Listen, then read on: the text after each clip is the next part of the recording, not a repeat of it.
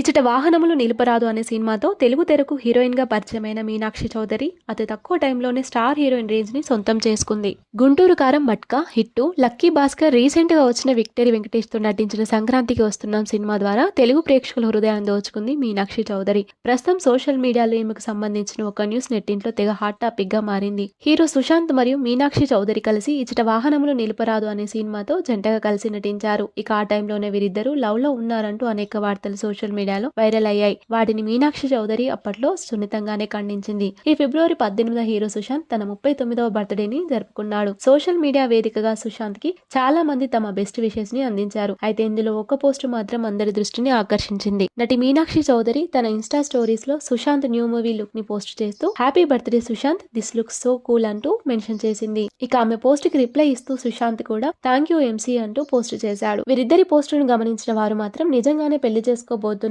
Love లో ఉన్నవారు పెట్టినట్లు షార్ట్ కట్ లో పోస్టులు పెడుతున్నారు, మీ జోడీ బాగుంటుంది అంటూ కామెంట్లు పెడుతున్నారు.